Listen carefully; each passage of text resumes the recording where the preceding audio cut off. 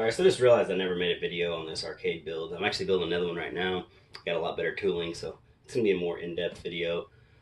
But on this one I got a bunch of pictures I took throughout my build. As far as the arcade itself, it's built with a Raspberry Pi. It's got tons of games, lots of arcade games, lots of the old retro console games.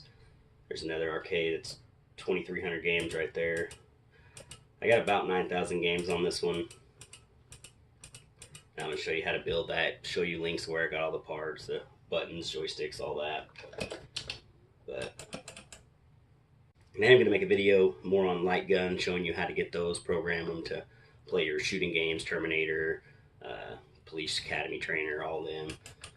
But there's tons of old arcade games, anything from 80s, 90s, early 2000s. And you can get other boards for these, better computers. You can play up to PS2 on some of them. This one is just for arcade games, so there's tons of stuff you can do. I am building a list of links to show you the parts I used, as well as like my build plans, my blueprints. The blueprints I have, it'll be a downloadable link. The blueprints I have will be a downloadable link, and you're gonna print on regular printer paper, and you're just gonna match the lines up and tape them together. So like it may be 6 pieces of paper you tape together to give you the blueprint for that side, to show you actually where to cut, where to draw your lines. Like this panel right here will be 2 sheets. It's got the holes where you drill at. You'll tape it together. You know, it's really nice, really easy.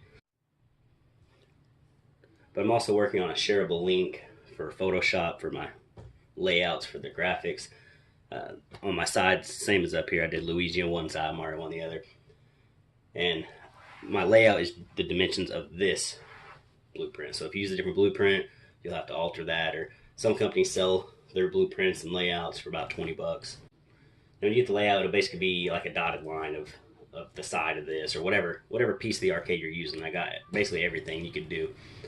You'll pick your background, you'll pick your picture, your text, and move it around. Shop, print you out a piece of adhesive vinyl. When I built this, I had hardly no tools. I borrowed some spade bits to cut these. Now I got Forstner bits.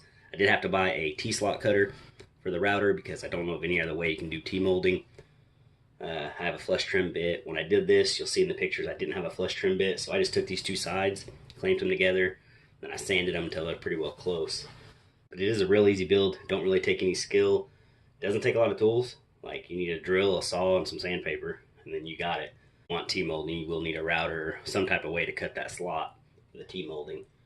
But I'll put links in where I got everything. So if you want to stay tuned, check out all the pictures I did from this build.